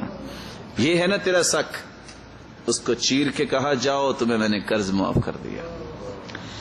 رسول اللہ صلی اللہ علیہ وآلہ وسلم نے رحمت لینے کے طریقے بتائے ہیں، نرمی کو غالب کرو، اور انسان رسول اللہ صلی اللہ علیہ وسلم فرمایا کرتے تھے لا ينزع الرحمہ الا من شقی، بدبخت ہے وہ انسان جس سے رحمت اور نرمی چھین لی جائے۔ کیا مطلب؟ یہ اس کی بدبختی کی علامت ہے کہ اس کے اندر سختی کا یہ پہلو ہے، اور بدبختی کی علامت ہے کہ اس کو اللہ نے نرمی عطا نہیں کی، رحمت کا یہ پہلو عطا نہیں کیا۔ انما یرحم اللہ، اللہ تعالی رحمت کرتے ہیں الرحماء، جو لوگوں پہ رحم کرنے والے ہیں۔ رحمت کو حاصل کرنے کا چوتھا طریقہ رسول اللہ صلی اللہ علیہ وسلم نے بیان کیا ہے، اپنی اولاد سے محبت کرنا اور اس کی خوبصورت تربیت کرنا۔ جاء اعرابی الى رسول اللہ صلی اللہ علیہ وسلم، ایک دیہاتی اور بدوی شخص آیا اور اس نے آ کے دیکھا کہ صحابہ اپنے بچوں کو چمکار رہے ہیں، ان کو بوسہ دے رہے ہیں، کہتا ہے او تقبلون الصبیان، تم بچوں کو چومتے بھی ہو؟ تو اللہ کے رسول صلی اللہ علیہ وسلم نے پوچھا تم نہیں چومتے؟ قال ما نقبلہ، ہم نے تو کبھی ایسا کام نہیں کیا۔ فرمایا او املک ان نزع اللہ من قلبک الرحمہ، اگر تیرے دل سے اللہ نے رحمت کھینچ لی ہے تو پھر میں کیا کر سکتا ہوں؟ رسول اللہ صلی اللہ علیہ وآلہ وسلم نے اس لیے قریش کی عورتوں کی تعریف کی ہے، احناہ علی ولدی ارعاہ علی زوجی، سب سے زیادہ ان کی تعریف کی کس وجہ سے؟ خامدوں کی بہترین اہتمام کرنے والی ہیں اور اپنے بچوں کی خوبصورت تربیت کرنے والی ہیں اور ان پہ ٹوٹ کے شفقت کرنے والی ہیں۔ رسول اللہ صلی اللہ علیہ وآلہ وسلم نے رحمت کو حاصل کرنے کا 5واں طریقہ بتایا ہے، جب کسی کو چھینک آئے اور وہ الحمدللہ کہے تو کیا کہنا چاہیے؟ اور جس کو چھینک آئے اسے کیا کہنا چاہیے؟ بول نہیں رہے ساتھی، نہیں یاد؟ یہدیکم اللہ ویصلح بالکم۔ اور اگر کسی کو چھینک آئے تو وہ الحمدللہ نہ کہے تو پھر کیا کہنا چاہیے؟ پھر بھی یہدیکم اللہ. امام بخاری رحمت اللہ علیہ نے صحیح بخاری میں باب باندھا ہے باب لا یشمت العاطس اذا لم یحمد اللہ. جب چھینک مارنے والا الحمدللہ نہیں کہتا تو اس کو یرحمک اللہ بھی نہیں کہتے. اللہ کے رسول صلی اللہ علیہ وسلم تشریف فرما تھے, ایک شخص کو چھینک آئی, اس نے کہا الحمدللہ, آپ نے فرمایا یرحمک اللہ. دوسرے کو چھینک آئی اور وہ خاموش رہا, آپ بھی خاموش رہے. پوچھتا ہے یا رسول اللہ شمتہ ولم لم تشمتنی, آپ نے اس کو تو دعا دی, مجھے کیوں نہیں دعا دی؟ فرمایا اس نے اللہ کی تعریف کی, میں نے دعا دے دی, تو نے اللہ کی تعریف نہیں کی, تجھے دعا کیوں دوں؟ لیکن اگر کسی کو 1 2 3 4 مرتبہ چھینک آ جائے تو پھر کیا کہنا چاہیے؟ بولے. لگتا ہے اس مسجد میں تقریریں ہوتی ہیں, درس نہیں ہوتے. تقریر سمجھتے ہیں؟ تقریریں ہوتی ہیں اور درس ہوتے ہیں دینی اور ربانی بنانے کے لیے, بات دل میں اتارنے کے لیے. یہ بہت چھوٹے مسائل ہیں, بچوں کے ہیں. جب 3 مرتبہ کسی کو چھینک آئے تو الحمدللہ وہ کہے تو کہتے ہیں شفاک اللہ, اللہ تجھے شفا دے. ایک صحابی جب ان کو 3 مرتبہ چھینک آئی تو آپ نے فرمایا شفاک اللہ. کہتے اللہ کے رسول صلی اللہ علیہ وسلم یہ کیا؟ فرمایا انت مزکوم, تمہیں تو زکام لگا ہوا ہے, تو میں نے دعا دی ہے شفاک اللہ, اللہ آپ کو شفا دے. یہدیکم اللہ ویصلح بالکم. چلو اس سے ملتا جلتا مسئلہ بھی ہے. اگر کسی کو جمائی آئے تو, بلکہ اس سے پہلے اگر چھینک آئے تو کیا کرنا چاہیے؟ پورے زور سے چھینک لگانی چاہیے. کچھ لوگوں کا ذہن ہوتا ہے چھینک لگاؤ 10 گھروں تک آواز جائے. هذا من خلاف المروءہ. رسول اللہ صلی اللہ علیہ وسلم نے فرمایا کہ کسی کو چھینک آئے ہاتھ سے, کپڑے سے, جس طرح بھی ہو سکتا ہے اس کو روکو. یہ بہت ہی عیب کی بات ہے, یہ بہت ہی بے ادبی کی بات ہے کہ کسی کے سامنے بیٹھ کے اس کے منہ کے سامنے چھینک لگانا, یا یہ ہے کہ جان بوجھ کے زور لگانا کہ چلو پتہ چلے کہ چھینک کتنی بڑی مارتا ہے. یہ ادب کی بات نہیں ہے, یہ کوئی کمال کی بات نہیں ہے. یہ بہت بڑی بےہودگی ہے کہ انسان اس طرح کے پہلوؤں کو اپنے اندر پیدا کرے. اگر جمائی آئے تو کیا کرنا چاہیے؟ کون سا ہاتھ رکھنا چاہیے؟ آپ کو کبھی جمائی نہیں آئے؟ جی بولے. دایاں ہاتھ کے بایاں, سیدھا یا الٹا؟ 2 باتیں, سیدھا الٹا بھی کہا کس نے؟ الٹا بایاں. چلو ہم اللہ کے رسول صلی اللہ علیہ وسلم کا طریقہ ہی دیکھتے ہیں. آپ دایاں ہاتھ رکھتے تھے کہ بایاں ہاتھ؟ الٹا. ما تسأب نبی اللہ قط, اللہ کے رسول کو پوری زندگی جمائی آئی نہیں. الٹے سیدھے کی بات ہی کیا ہے. لیکن اگر کسی کو جمائی آ جائے تو کیا کرنا چاہیے؟ اذا تساءب احدکم فلیکظمہ ما استطاع. اگر کسی کو جمائی آئے تو اس کو جس طرح بھی روک سکتا ہے روکے. راوی نے باقاعدہ کر کے دکھایا, اپنے چہرے اپنا ہاتھ رکھو اور اس انگوٹھے انگلی کے ساتھ اپنے نوز کو بھی بند کرو, کیونکہ جب انسان منہ کھول کے ہاں ہاں کرتا ہے ضحک منہ الشیطان, شیطان جو ہے نا وہ کہہ کر لگاتا ہے دیکھو اس کے پاس کون سا ادب ہے, یہ کام کر رہا ہے. یہ چھوٹی چھوٹی باتیں جو ہیں یہ چھوٹی نہیں ہیں, یہ انسانیت کی بنیادیں ہیں جو اللہ کے رسول صلی اللہ علیہ وسلم نے سکھائی تھی. اللہ رب العزت ہمیں بھی سیکھنے کی توفیق عطا فرمائے. رحمت کو حاصل کرنے کا 7واں طریقہ الخوف والخشیہ والحیاء من اللہ. حیا جس کے اندر آ جائے, اللہ کا خوف جس کے اندر آ جائے, وہ اللہ کی رحمت کا مستحق بن جاتا ہے. آج حیا کس طرح ختم ہو گیا ہے. عبداللہ ابن مسعود رضی اللہ تعالیٰ عنہ کہا کرتے تھے الایمان عریان, لوگوں ایمان بے لباس ہے. ولباسہ الحیا, اگر ایمان کو لباس پہنانا ہے تو حیا کرو. وزادہ التقوی, اور اگر اپنے ایمان کو مالدار کرنا چاہتے ہو تو متقی بن جاؤ. حیا جو ہے یہ انسان کو اللہ کی رحمت کا مستحق بناتا ہے. حیا کیا ہے؟ ہر ایسے پہلو سے بچنا جس سے انسان ان ادب و آداب سے اپنے آپ کو دور کر بیٹھے جو اللہ کے رسول نے صحابہ کرام کو سکھائے تھے. یہ ایسے پہلو جس سے انسان اپنی شخصیت پہ تانا لے آئے. رسول اللہ صلی اللہ علیہ وسلم نے کس طرح صحابہ کرام کو حیا سکھایا. کان اشد حیاء من العذراء فی خدرها. رسول اللہ صلی اللہ علیہ وسلم تو خود کمواری عورت سے بھی زیادہ حیا کرنے والے تھے. اور آج حالت یہ ہے کہ آج نیک سے نیک گھرانے بھی اس پہلو میں غفلت کا شکار ہو رہے ہیں. اللہ رب العزت ہر ایک کو حیا کی توفیق عطا فرمائے. اور کہنے والے بہت اچھا کہا،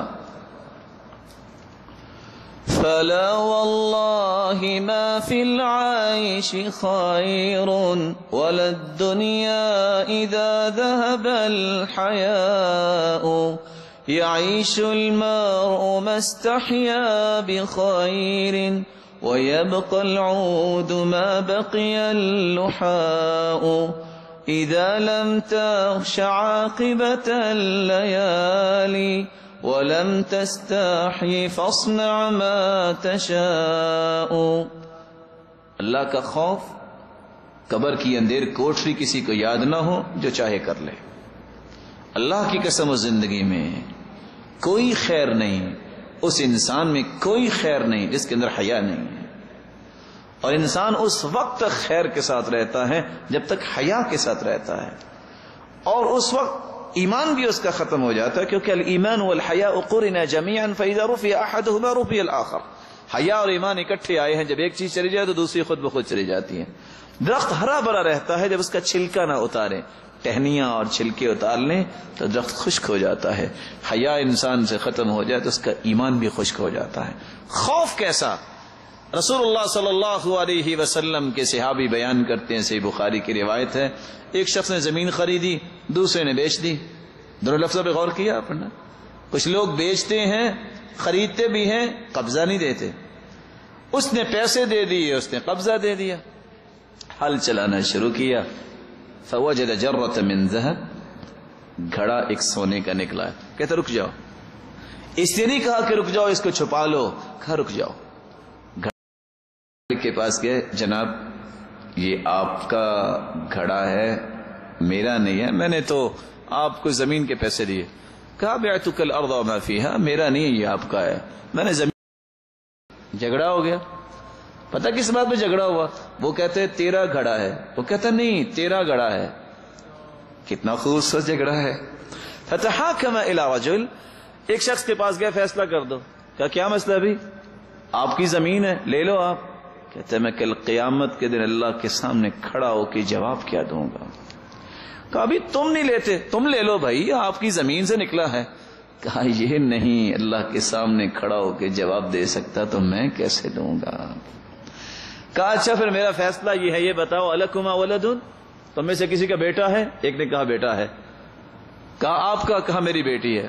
کہا ان دونوں کی شادی کرو اور یہ گھڑا ان دونوں پہ خرچ کرو، باقی بچے ان دونوں کے ہاتھوں سے صدقہ کر دو. کس طرح اللہ کا خوف ہے کہ دونوں گھڑا لینے سے انکار کر رہے ہیں. آج 10 روپے گرے نظر آ جائے نا، اس پہ جھگڑا ہو جاتا ہے. کہتے نہیں میرے گرے تھے، وہ کہتا صرف 10 روپے.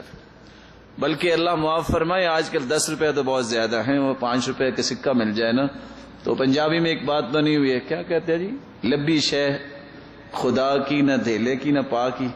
وہ اس پہ بھی اپنے آپ کو پکا کر لیتی ہے. 5 روپے پہ ایمان بیچنے والا کل قیامت کو اللہ کے سامنے کیا جواب دے گا.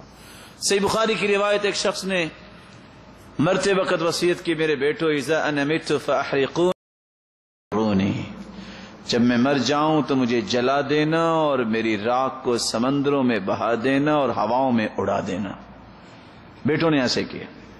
کس ڈر سے؟ نیکیاں نہیں کی، میرا حساب نہ ہو.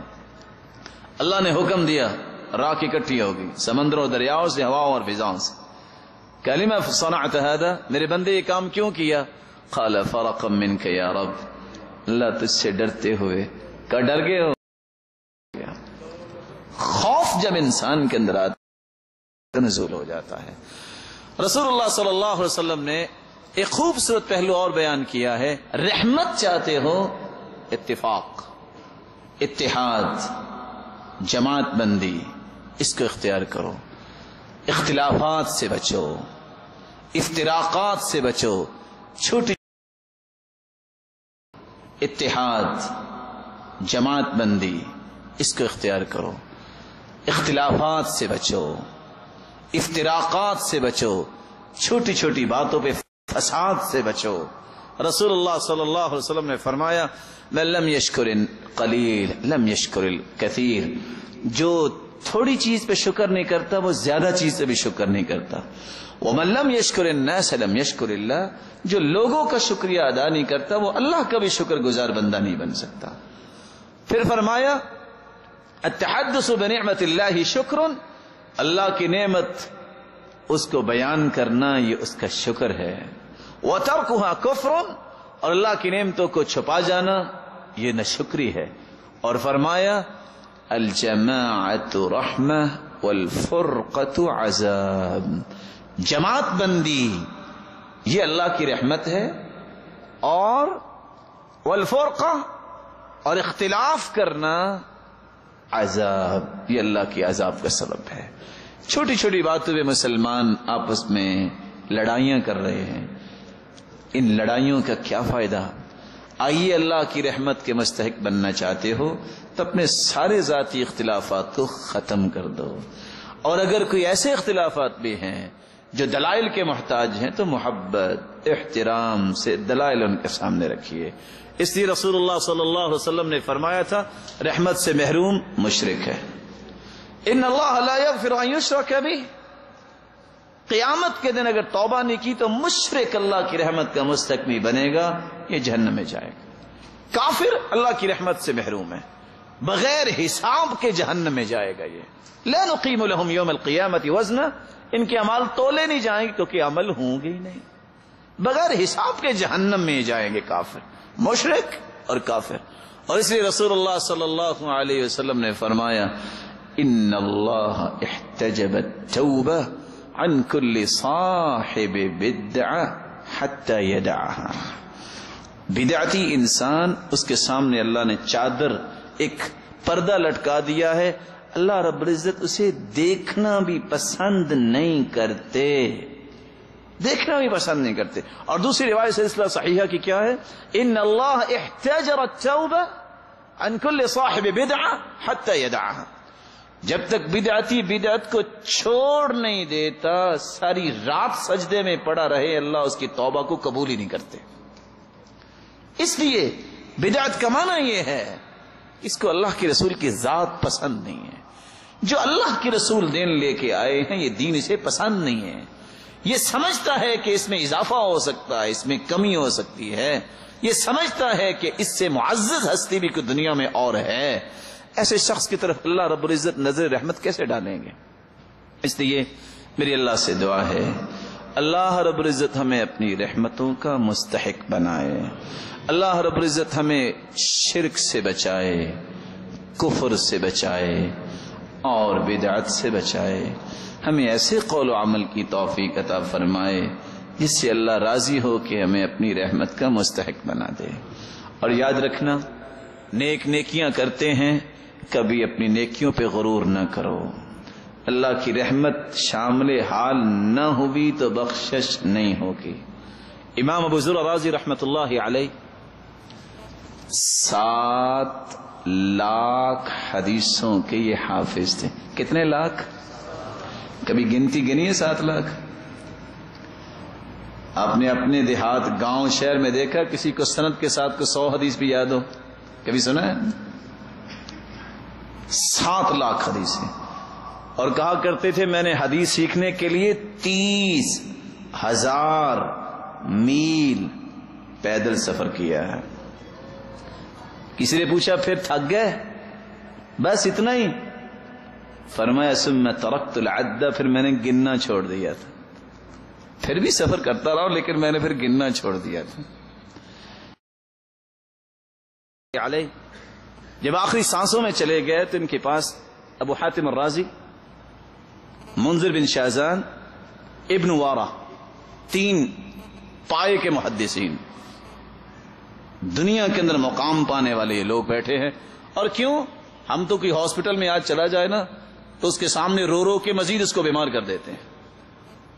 کتنے لوگ ہیں جو بیمار کے سامنے بیٹھ کے اللہ کی رحمت کی بات کرے، اللہ تعالیٰ کی عنایات کی بات کرے، اس کی نیکیاں اس کو یاد دلائے تاکہ اللہ کے ساتھ اس کا حسن ظن بنے اور وہ اللہ کی طرف امید اس کی بڑھے اور اس کو کلمے کی بات اور نیکی کی بات بتائے. بہت لوگ کم ہیں. اب یہ تینوں بیٹھے سوچ رہے ہیں کہ اب تو حالت زیادہ بگڑ رہی ہے. حدیث میں آتا ہے لقنوا موتاکم بلا الہ الا اللہ، جو قریب المرگ ہو اس کو کلمے کی تلقین کریں. اب اتنے بڑے محدث، اس کو کون تلقین کرے؟ محدث وہ بھی تھے لیکن ابو زرع راضی تو ابو زرع راضی تھے. اور حدیث میں آتا ہے من کان آخر کلامہ لا الہ الا اللہ دخل الجنہ، جس کی زندگی کے آخری لمحات میں زبان پہ کلمہ جاری ہو جائے وہ جنت میں جائے گا. تینوں نے مشورہ کیا کیا؟ تلقین تو کر نہیں سکتے کیونکہ احترام بہت ہے، اتنا بڑا انسان ہے. چلو ہم ایسا کرتے ہیں وہ حدیث جو ہے نا وہ اس کے سامنے پڑھتے ہیں تو ان کو یاد آ جائے گا.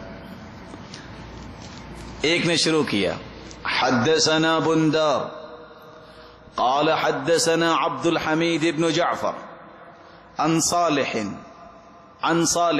جان بوجھ کے رک گیا تاکہ پتہ چلے شاید اس کو سند آگے آ نہیں رہی. دوسرا کہتے ٹھہرو میں مکمل کرتا ہوں. حدثنا بندار قال حدثنا عبد الحمید ابن جعفر عن صالح ابن ابی.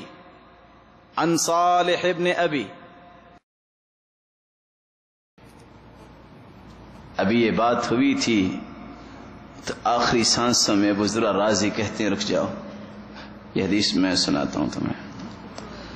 حدثنا ابو عاصم قال حدثنا بندار عن عبد الحمید بن جعفر عن صالح بن ابي عريب عن كثير بن مرة الحضرمي عن معاذ بن جبل رضي الله تعالى عنه قال سمعت رسول الله صلى الله عليه وسلم يقول من كان آخر كلامه لا إله إلا الله دخل الجنة.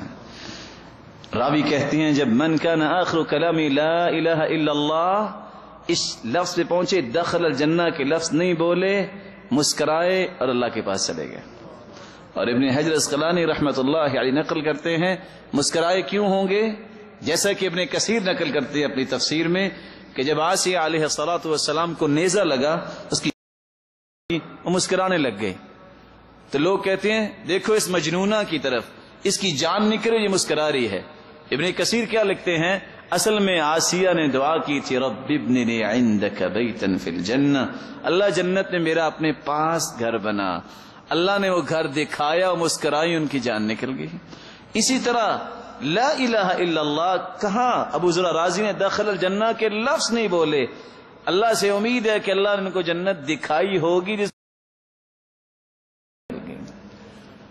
آخری سانسوں میں تھے اس سے پہلے تو کہتے اللہم انی اشتاق الی رؤیتک، اللہ میں تیری رؤیت کا مشتاق ہوں، مجھے اپنا دیدار کروانا.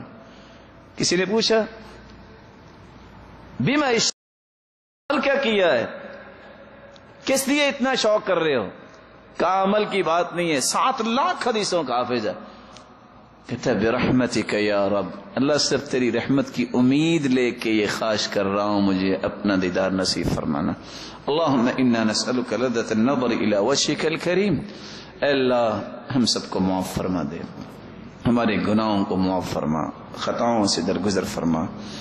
الہ العالمین جو روحانی جسمانی بیمار ہیں ان کی بیماریوں کو شفاؤں میں بدل دے، جو کسی مصیبت میں ان کی مصیبتوں کو خوشیاں بنا دے، جو کسی تنگی میں ان کی تنگی کو آسانیاں بنا دے. الہ العالمین صاحب اولاد ہیں، یہ بات سن رہے تو ان کی اولاد کو نیک بنا، دست و بازو بنا، آنکھوں کی ٹھنڈک بنا، صدقہ جاریہ بنا. اور جو بے اولاد ہیں ان کی جھولیوں کو بھی بار رونق بنا دے.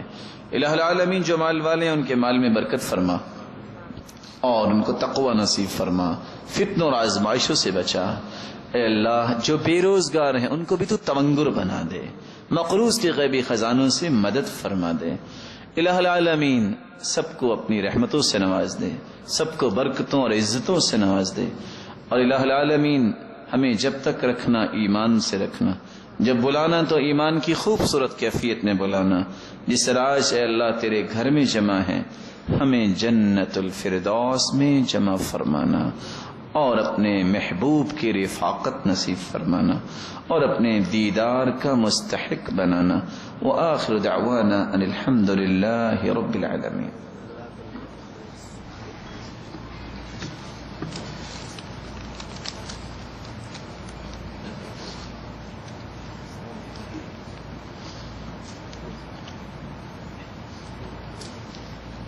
جزاکم اللہ جزاکم اللہ خیر واحسن الجزاء بارک فیکم. سوالات کا پروگرام تھا لیکن وقت کی نظارت کے پیش نظر اس کو اس دفعہ منسوخ کر دیا گیا ہے. اللہ آپ سب کا آنا اپنی بارگاہ میں قبول فرمائے، شیخ کا یہاں آنا ہمارے لیے باعث برکت بنائے. جزاکم اللہ خیر واحسن الجزاء. السلام علیکم ورحمۃ اللہ وبرکاتہ. جزاک اللہ خیر. مسجد کی صفائی کا دھیان رکھیے گا، بوتلیں جو اپنے ساتھ اٹھا لیجیے گا. جزاک اللہ خیر.